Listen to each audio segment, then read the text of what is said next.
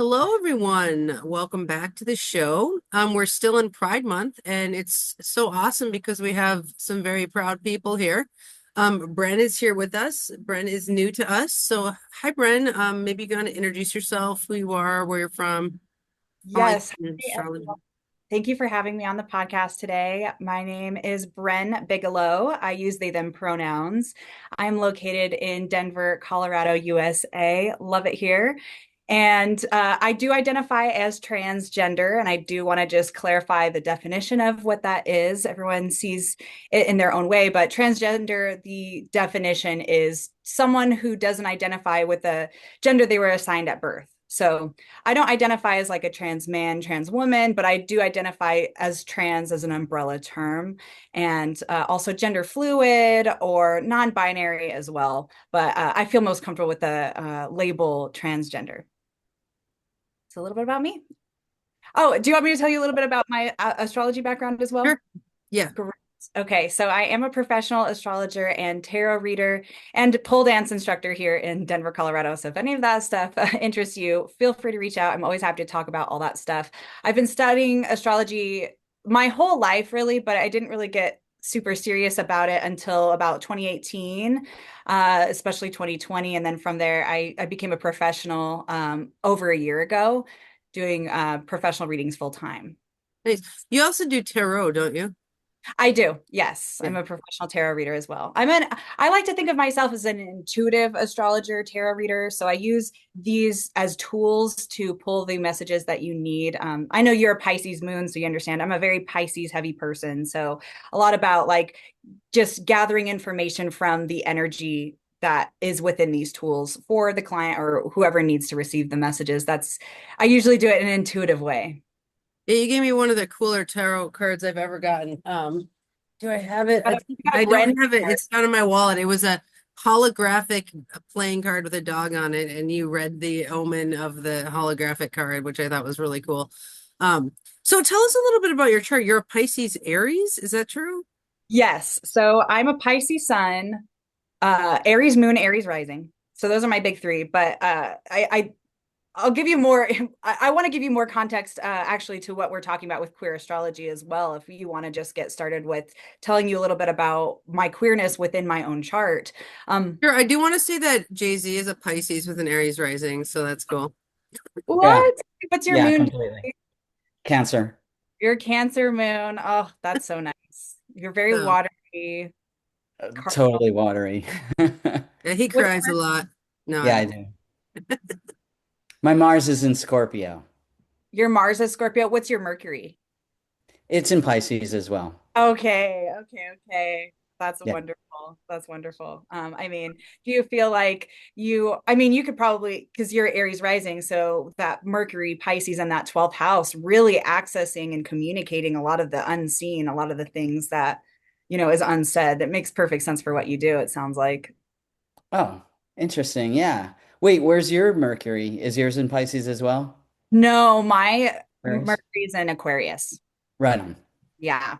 So All right, cool. You said that with such like a disappointed like no, honestly, I think everyone's chart is beautiful in its own way. They're all just energies, right? So it's really about how we choose to use them. A lot of people are scared of like squares or harsh aspects or things like that. And I'm just like, yes, I understand that brings challenges, but it's also, what makes life interesting. It helps us grow. If we all had just trines in our chart, life would be so boring and too easy. I like a little challenge.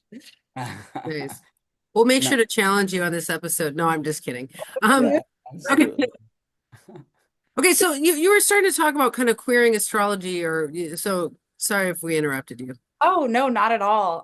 I just find a really interesting pattern within my own chart, and I would love to hear about your charts as well and your queerness that you see within your own charts, because I actually do a Denver astrology meetup here in Denver, Colorado, with my friend Rosalie, and we just did an episode on queer astrology. So we were investigating different, like in this meetup, like people were giving their charts and sharing with us, like, where do you find queerness within your chart? So the thing that I shared about the queerness in my chart is that all of my passive planets. So let me talk first about like just language that I'll be using. I know we could say like masculine versus feminine, but I know that a lot of queer people within the astrological community are trying to move away from that language just because it's not as inclusive these days, I suppose. It makes sense still. I mean, if you're on the same page, you're on the same page. But I'll be using the terms passive and then active. So passive,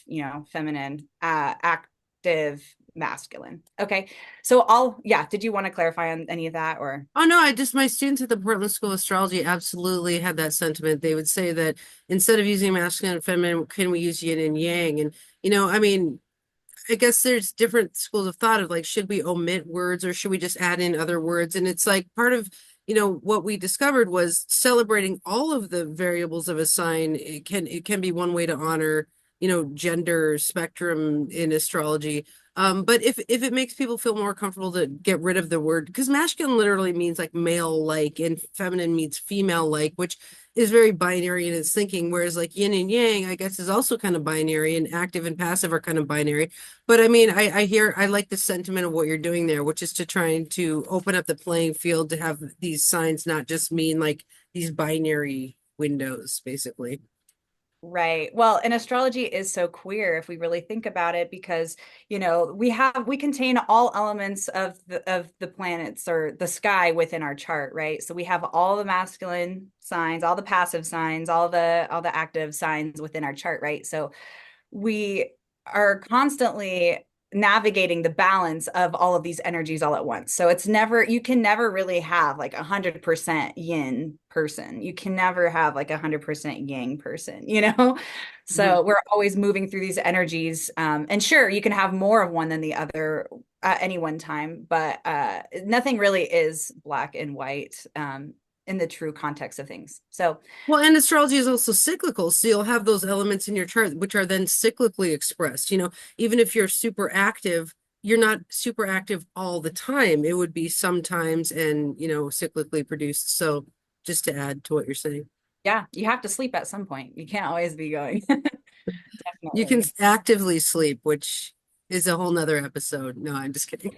Actually, if you ever want to talk about 12th house, like dream, sleep, that's my jam. I'm all about the 12th house. Those kinds of themes are great. So maybe for another episode. But actually, that is what kind of we talked about in queering astrology too. Sometimes, like, queer people often have like those 12th house, 8th house placements of like especially 12th house things being hidden from you in a society that like is very much cis het. This is the expectation that we have on you, but if you internally are feeling things that don't align with that, that could be hidden from you. And I'm actually a perfect example of this. I'm a strong 12th houser, and I identified as a woman for a good chunk of my life, and a transit back in 2022. I don't actually know the exact transit, but something happened in 2022 where it awoke me, and I was like, okay, I am not a cis person. I'm actually very fluid, and I don't identify with that. That's very restricting for me personally to be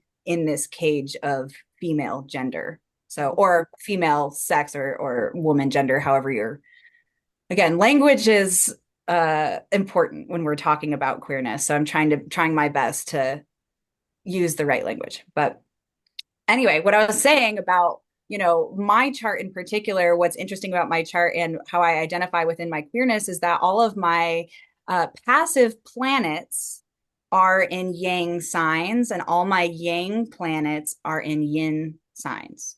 Hmm. So by Pisces sun, the sun is that active energy, but it's in the passive sign of Pisces. My Aries is active, moon is passive.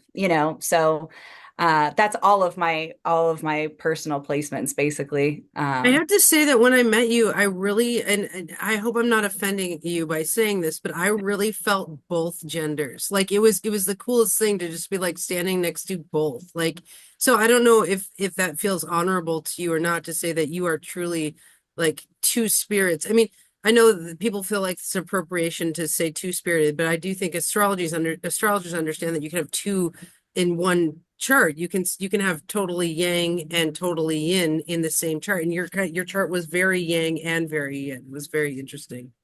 Absolutely. Thank you. I will accept that as a compliment. I do love that. I think another planet that's interesting to look at for queer astrology is also Mercury. It is the hermaphroditic planet, which is really cool. It can go both above, below. It does all these really cool things. It's not really known as, I mean, in some texts, I guess people will call like Mercury a man or whatever, but really it's a fluid planet. And for me, it is in my 11th house, really close to my Uranus. So Uranus also being a planet of, the wild card, something different that might not be what people associate with like the norm or whatever.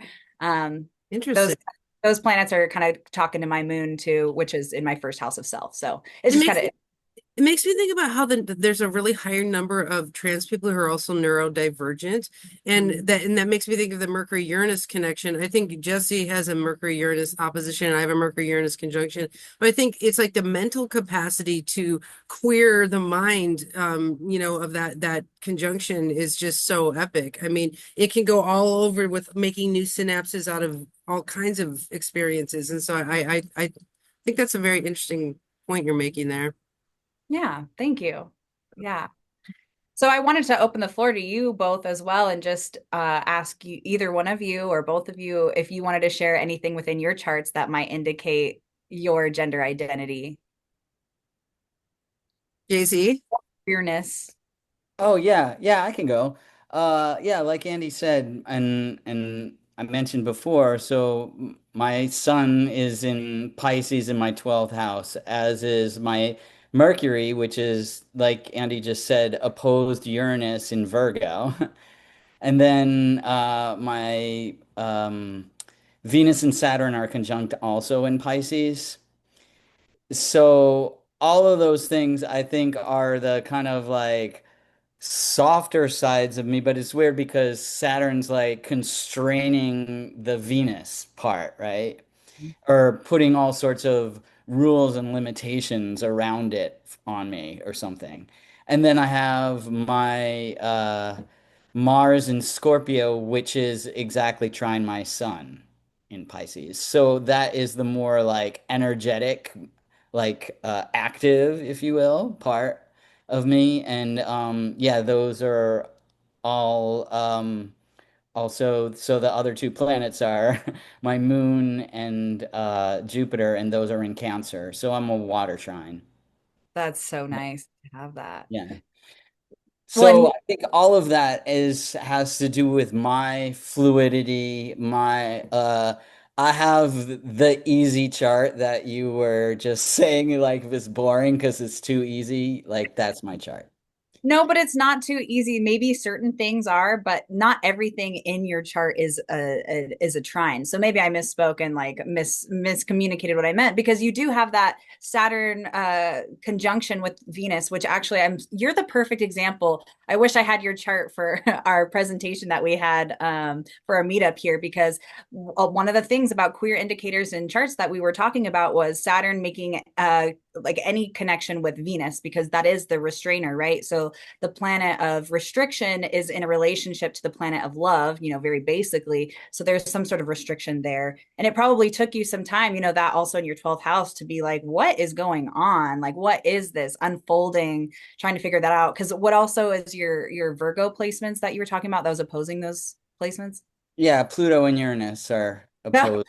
Oh my gosh, Pluto, the huge transformational, and then Uranus, the wild card planet, the erratic change. Like that's always pushing and pulling with that, the way that you express love and structure within that, and your day-to-day life versus what you do in private. Like that is very much interesting. And you also have a lot of fluidity. So we also were talking about people with a lot of water placements. This is also very generally, I didn't say this earlier, but I just want to say a disclaimer. Just because you have some of these placements does not automatically make you queer.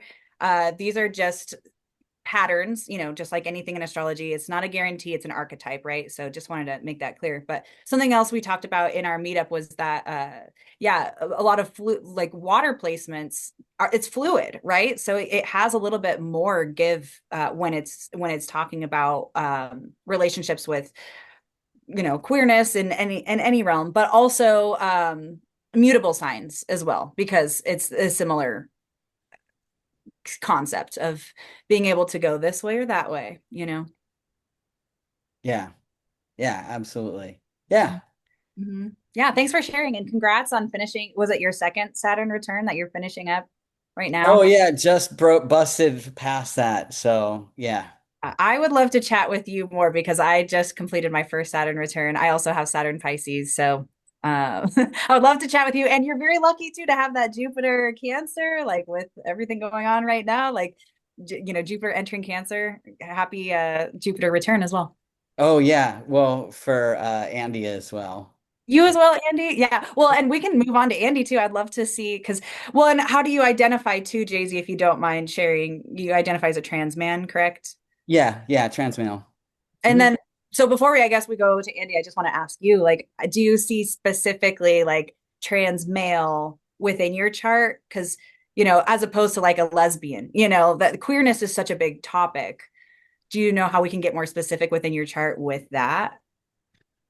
Oh, well, I mean, I do think that Mars in Scorpio is like more what caused me to want to represent myself as male in our society, right?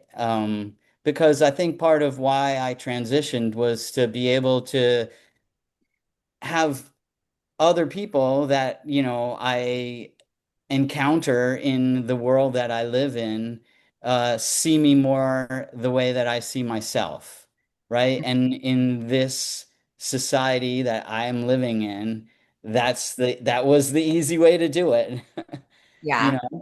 was because also, like you said, like I've just finished my Saturn return, and so like I'm my second one. I'm older. I'm in a different generation than you.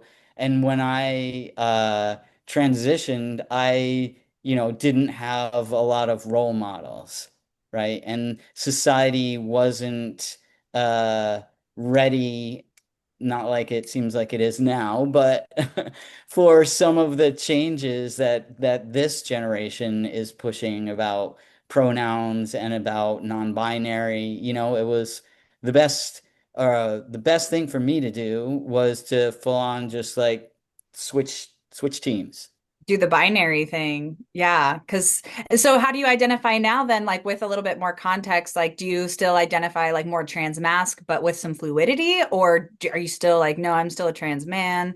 Yeah, I'm just still a trans man. Like I don't feel like I mean if I thought about it and wanted to keep working on that or whatever, like maybe I would reconsider something or not, but like I'm actually so comfortable with myself the way I am now and where I am with like in society that I kind of don't want to blow that up again. Yeah. Was your Saturn return about your gender identity or queerness at all? No, that was more about relationships and who I wanted to be in a relationship. Yeah. In a romantic relationship? Yeah, in a partnership. Yeah, and in a romantic relationship. Yeah. Not queer. I mean, Well, and that was that's a change for you because if I can speak to your experience. Yeah, I mean, yeah. because previously you were a trans man who was dating females, and then you kind of realized that you would prefer to date a man at this point, and so that this Saturn return kind of has shifted you over, like Saturn went over your sun, and you kind of changed identity there with, I now identify as a gay male. That was absolutely different than before. Because I mean, from the time you came out as trans, when I knew you when we were in our 30s or 20s or whatever, until about 3 years ago, you dated females. Right. Yeah, yeah, absolutely. Yeah. So, so that's your Saturn return Venus story, right? Oh, yeah, I guess so. It's funny. Thanks for saying that, Andy. I mean, sometimes it does take somebody with a witness perspective to be able to like say, like point out certain things, right? and I think Def- you did go through some. I know it doesn't seem like horrible sorrow because you have a team with you and you're not alone and all that stuff, but I do think with Saturn hitting your Venus Saturn, you did go through some dilemmas about how to approach dating as a trans man, looking for a male. Like, where do I find men, you know, who will love and Mm. honor me for who I am in the town that you're in, which is a kind of a small, more conservative town, right? So I think Yeah. you are doing your Saturn return. You're doing it graciously, but I think you are there have been a few moments in there that you were stressed. Ah, right on. Yeah, no, that's all true as well. Sorry, Yeah. Bren, we kind of have permission to share about each other because we're in like show business where you show your business. So like it's like I'm I not really love it. breaking confidentiality. Well, and this is great for us to learn too about astrology because I'm seeing the astrology play out so perfectly because again, this Saturn Venus conjunction in Jay's chart is literally in the 12th house. Again, this isn't like in front of your face. So it is easier for Andrea, someone with a Pisces moon, to literally feel. It's like feel your 12th house and tell you, and express that to you so you can see it. Well, I think also knowing Jay-Z and knowing the power of his chart. I mean, he had Mars is ruling his chart trine his sun, and one of the things he upholds is an ease about being trans. Like I really think that's one of your that's like in brand for you. It's like that you're not pissed that you're trans, basically. And so it's like you don't really want to like convey to the younger generation that this is a big horrible thing. Like you're trying to convey like beauty in transit. So I don't know if that's any of your reluctancy to kind of like be like, oh, sometimes it's kind of I don't know. Oh yeah, and I think also I'm just like I remember the good parts, but I don't remember the bad parts in a way too. Like I remember the easy parts much more than I remember difficult parts. So, and to me, my transition was just so easy. I was just like, oh, wait a minute, I'm trans. That's the problem.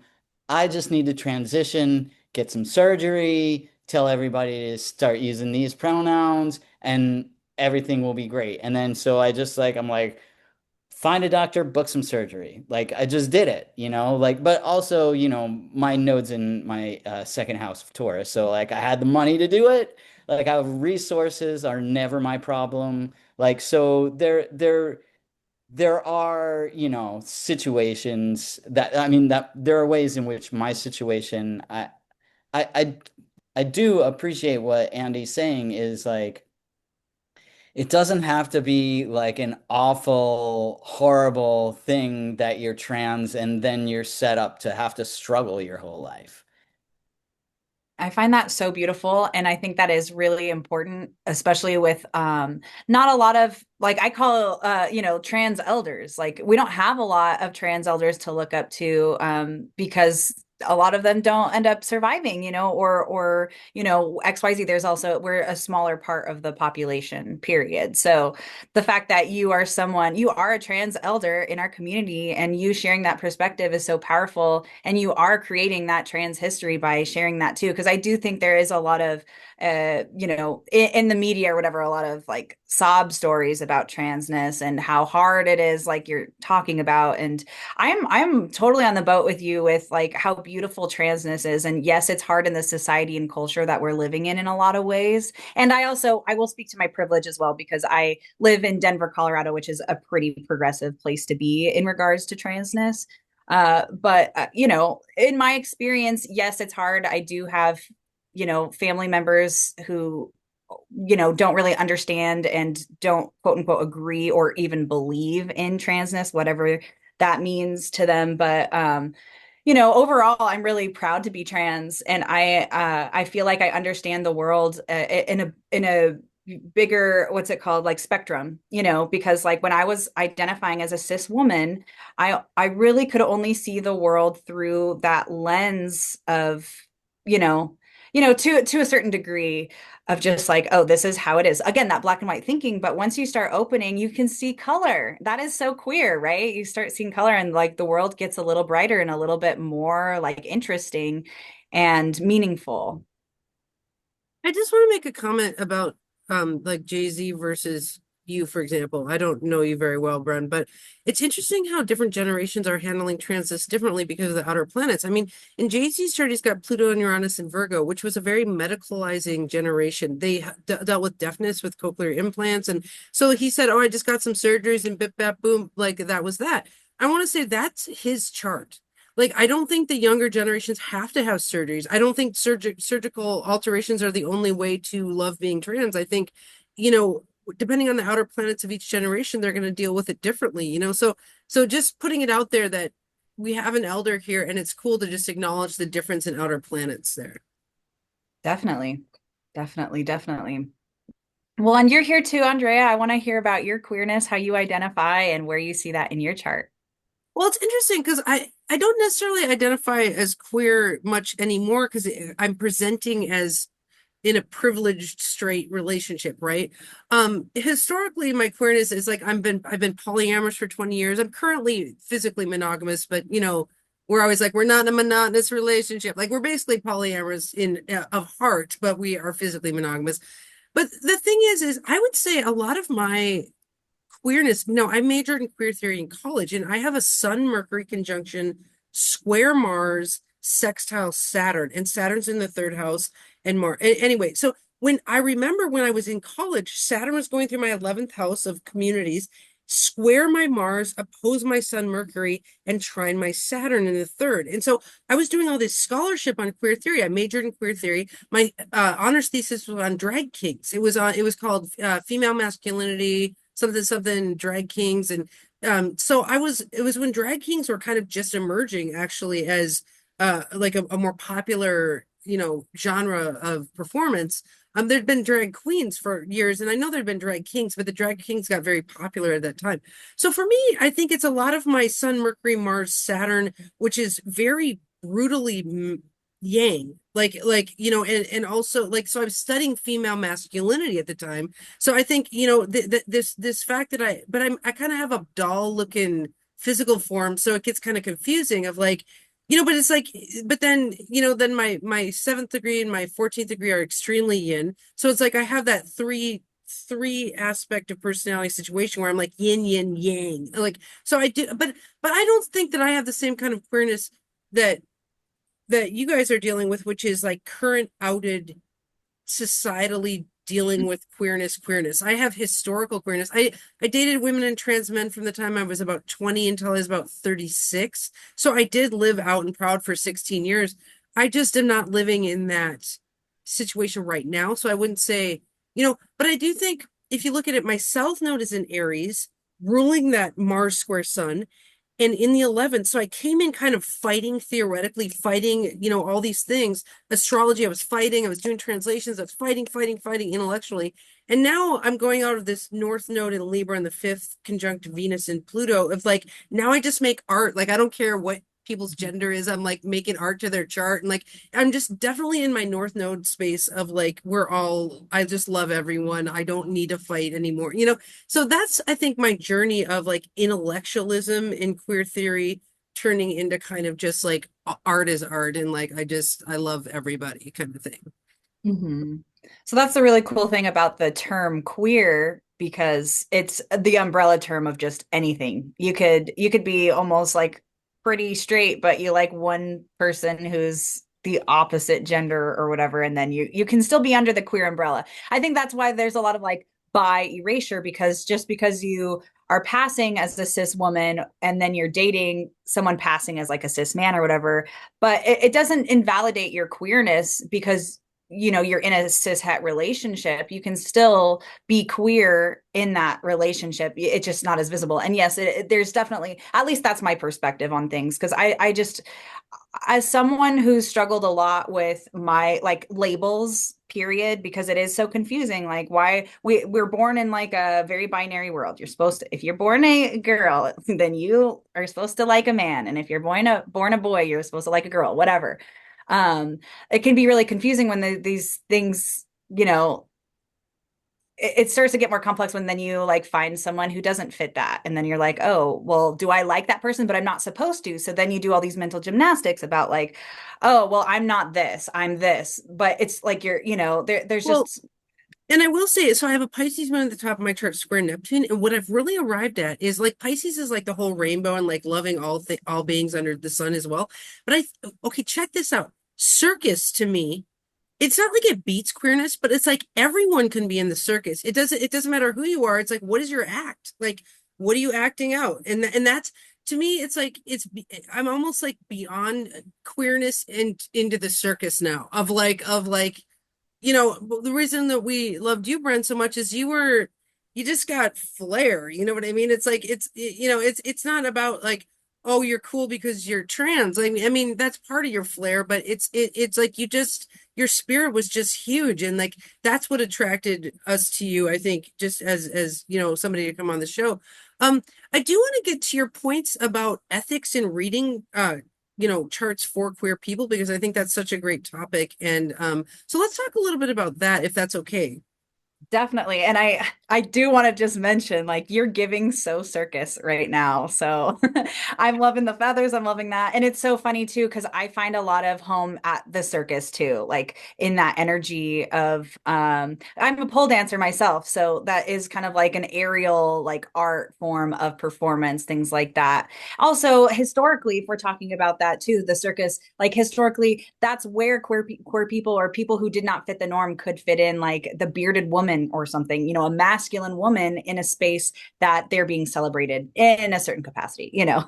So And a lot of them had acts. It wasn't just about their beard, right? Like the bearded woman would also juggle or it's like, so I think like my current sexual identity is definitely excellence. Like, it's like, are you trans and are you excellent? Let's go, like that. And that's what I'm talking about.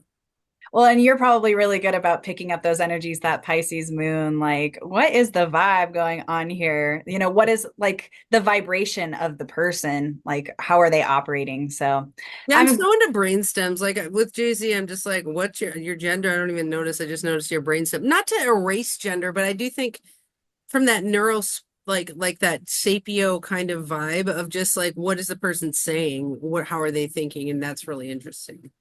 yeah. And remind me your Mercury again? Scorpio.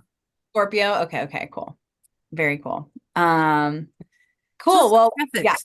we are going to talk about ethics. So, something that I wanted to just mention, there's going to be two parts to this conversation. The first part is going to be about talking about, as a practitioner, if you are an astrologer giving readings, what are the ethics of giving a reading to a queer person or trans person, someone who might not be cishet or, whatever.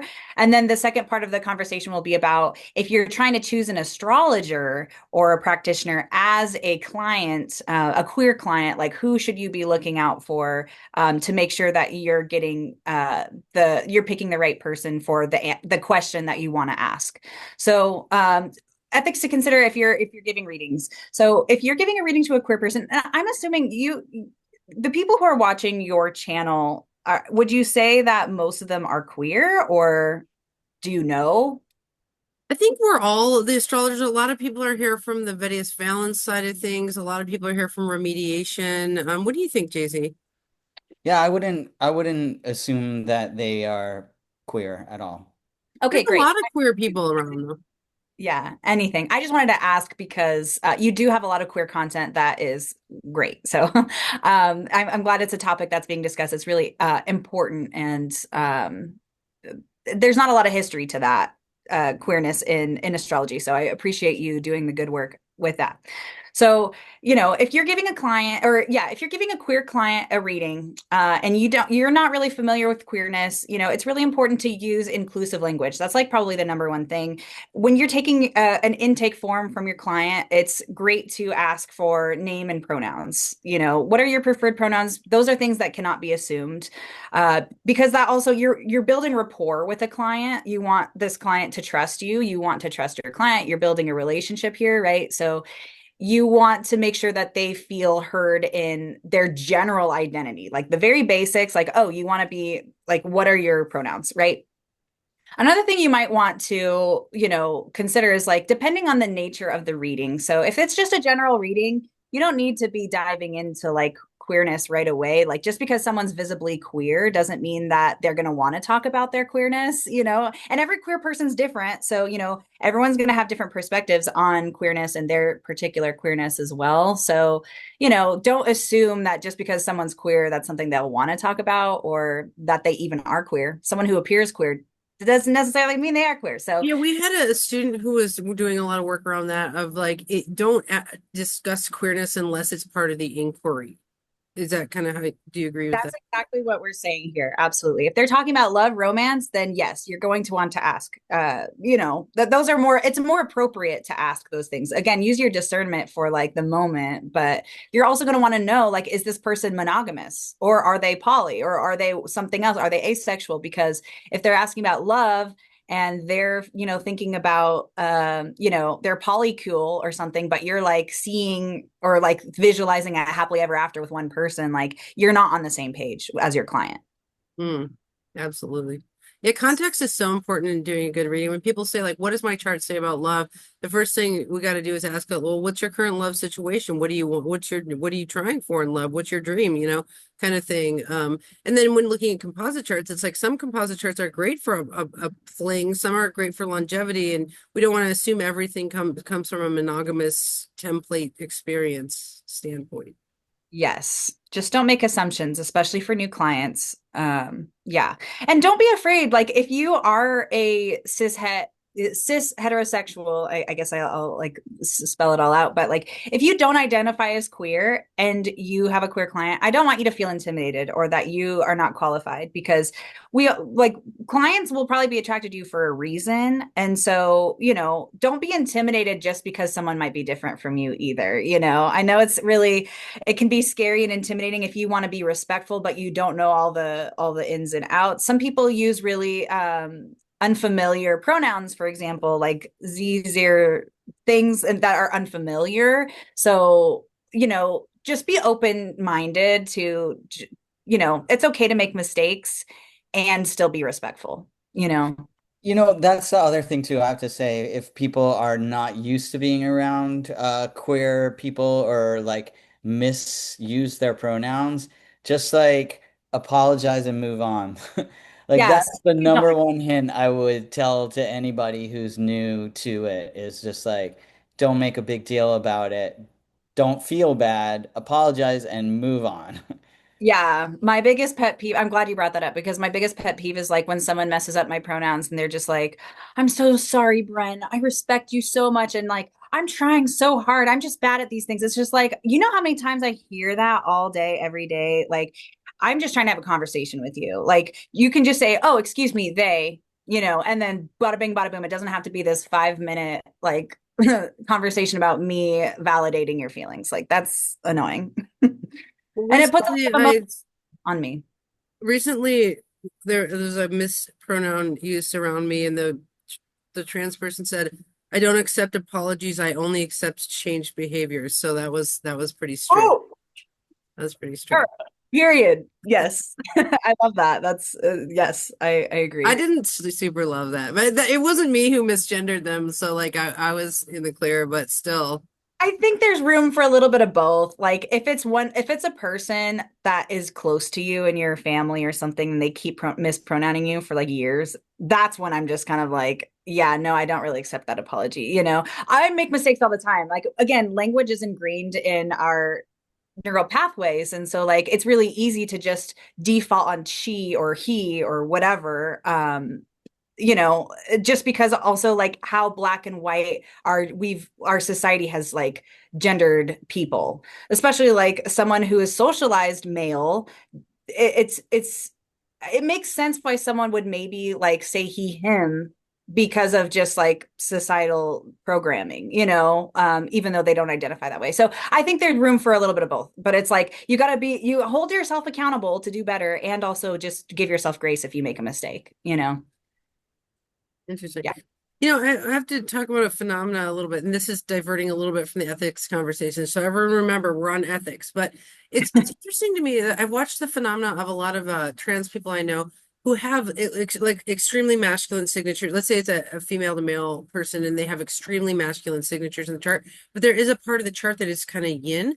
I've watched them get misgendered on transits to the yin part of their chart, right? Where it's like, I think in some ways, the astrologer in me is like, we're reading essence and we're reading auras. And it's like, there is something to be said for sometimes your aura throws off a yin vibe, or sometimes your aura throws off a yang vibe. And it's like, yeah, there's a static pronoun going on, but there's also like this fluctuating auric thing. And like, as a Pisces, I'll be like, whoa, well, you felt really in that moment. Like it's like I'm not trying to discount it, but I'm just saying I can see why people get misgendered essentially. Like that the aura actually kind of can fluctuate sometimes. So it's just kind Yeah. of interesting.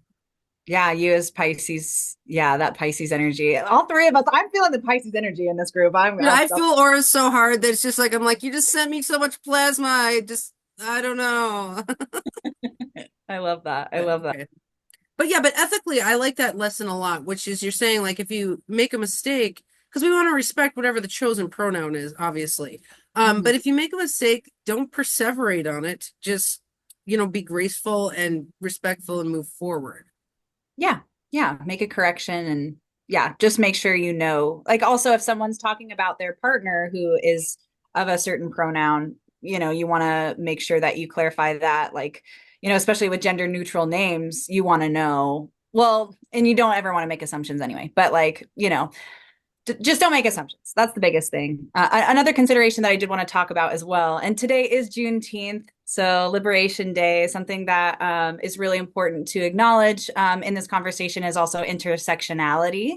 So, intersectionality basically means that there's different privileges that can get into play or oppressions within one person's dynamic. So, for me, for example, I have white privilege. I am a trans person, which is an oppressed group, but I also have privilege in my whiteness, right? So when you're giving a reading to a client, it's also important to keep in context. Like if you're giving a reading to maybe a Black or brown trans person, they have a whole nother realm of oppressive societal expectations or energies that are impacting them that I might not be impacted by.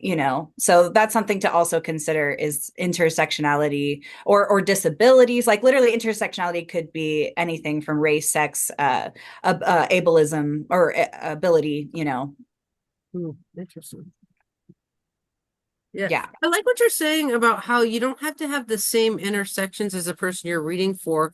You have to just be informed and respectful and aware of those intersections, and that you can be a very good reader for somebody who's of a different subset of society that you are.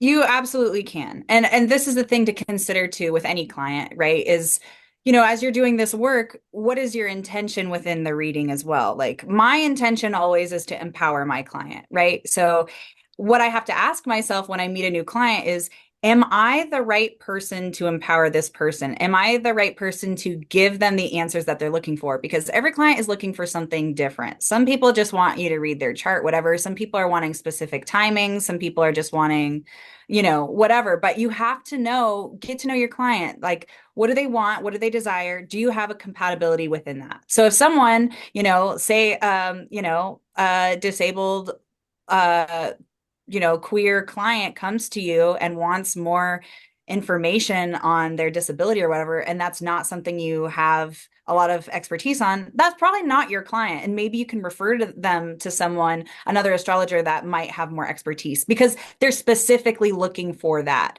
But if that same client with disabilities or queer disabled person wants a reading on, money, why not? Why can you not do that? If you're good at doing money astrology, it's a person at the end of the day, right? You're qualified as long as what they're asking for is within your wheelhouse of expertise.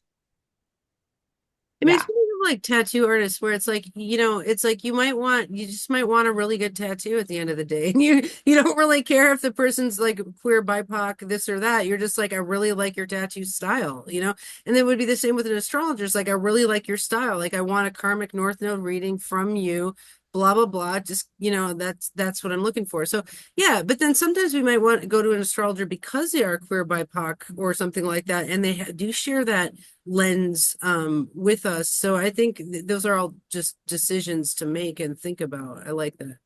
Absolutely. And you're bringing us to the perfect next point, which is like, if you're a client and you want to pick an astrologer, how do you do that ethically in a way that you're going to be serviced in a way that empowers you, right? So, I am a trans non-binary client.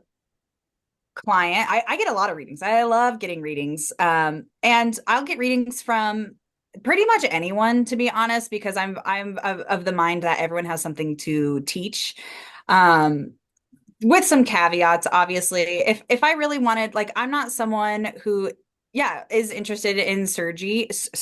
But if you are a trans person who wanted, top surgery or some sort of gender reassignment surgery, you would want to probably go to an astrologer who has had experience within that, or has a lot of queer friends, or has witnessed that. Because if I just go to someone random, like, they're not going to know. Sometimes I've been to readers who don't even know what that is, so just making sure that you're asking the right person the right questions. And Hmm. like I said, everyone has something to gain, or to teach you.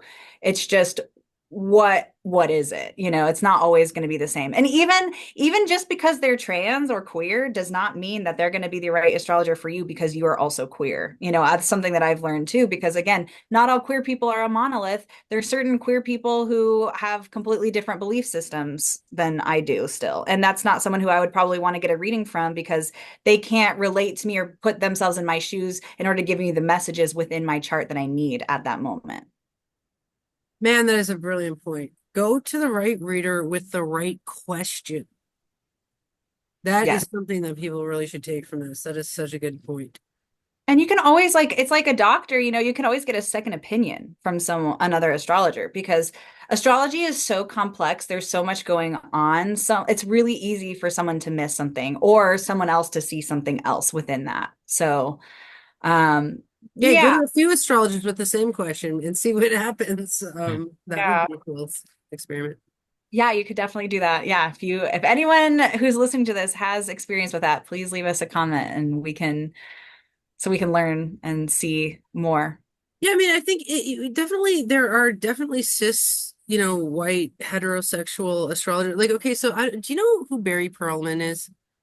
I don't. Okay, Barry's just freaking awesome. But he and I had this kind of go around for years because like I'd be asking on my Facebook page, like, is gender, can you, or in what ways can you see gender in the chart?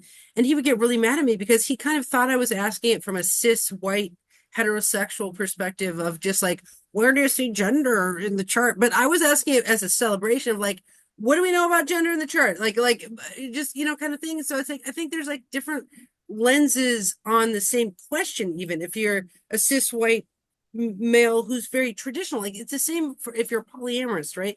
And you don't want to go to a very traditionalist, marriage focused Saturnian individual to look at your composite chart with your lover fling person. They'll be like, this is a terrible relationship, chart or what.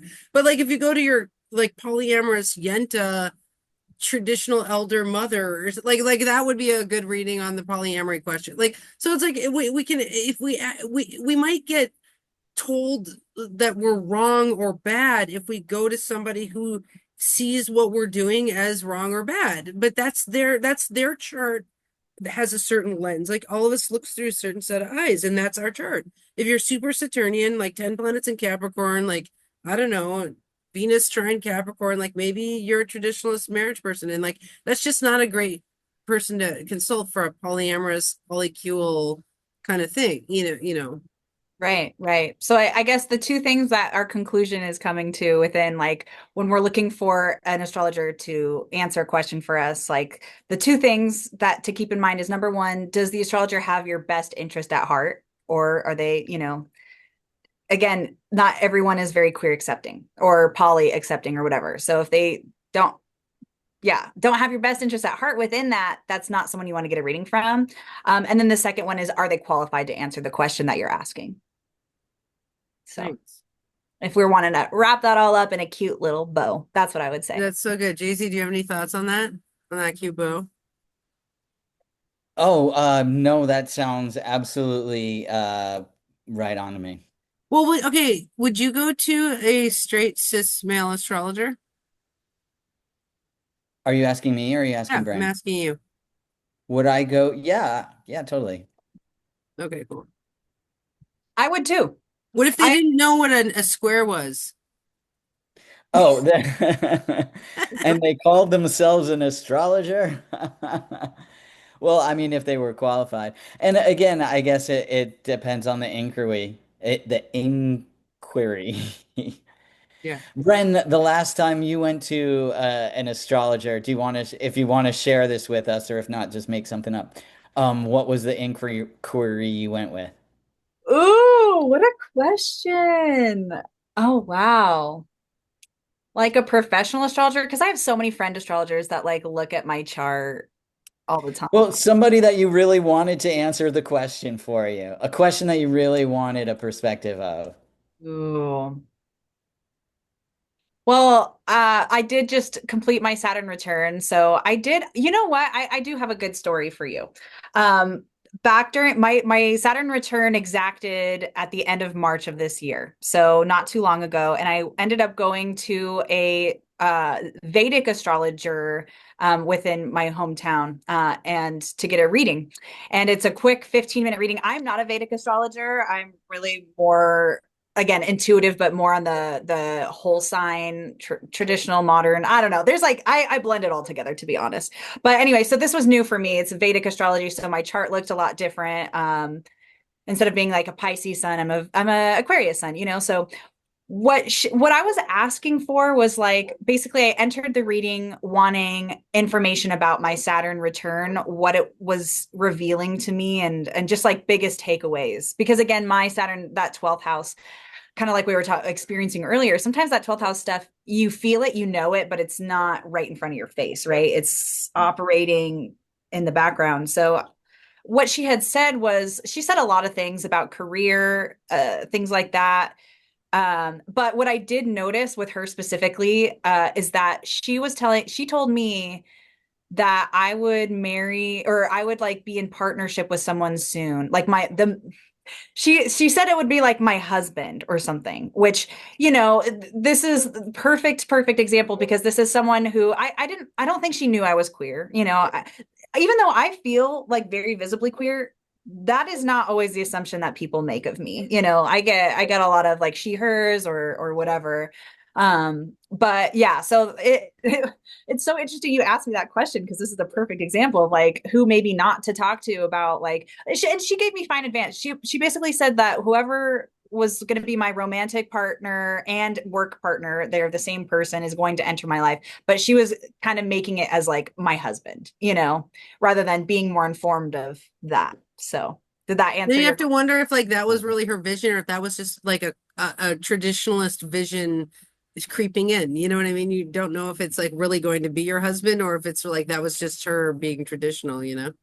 Right, right. Well, and that's also another thing. Like it was 15 minutes and she's just like regurgitating information at you. So I didn't really know like where she was pulling information from either, whether it was from the chart intuitively, like I'm not really sure. See. So can I make a comment or two? Please.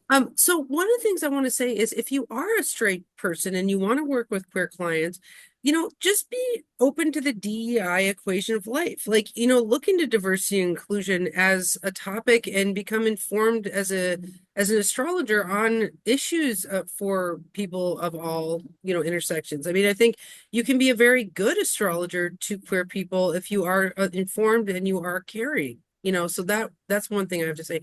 The other thing is, I just love queerness and astrology because they're both identity politics. I mean, I think what you're saying, my pronoun is this or that, that's identity politics. If like I feel like this and like, and so the chart layer onto queerness, I think queer people love astrology. I mean, hands down, because they already are identity politics people and they are thinking about who am I, what am I doing? And to add this like cyclical fluctuating layer to who are we is just such a rich element to queer culture. So I just want to say I think that there's a great marriage there. Absolutely. Well, and if you are in the queer community, you're very aware that there's a lot of astrology talk within the queer community. Like basically every queer person that I know anyway, well, at least knows their sun sign. Usually people know their sun sign, but like they'll know their big three. They'll at least have an app on their phone talking astrology, even if they're not like obsessive about it. But there is a huge crossover of queerness and astrology for sure. Yes. Well, I think it is. It's in this culture, right? If you're not in the majority, then you're forced to think and ponder and consider and be self-reflective about things. And in this case, your identity, if you're queer Yeah. in our culture. Yeah.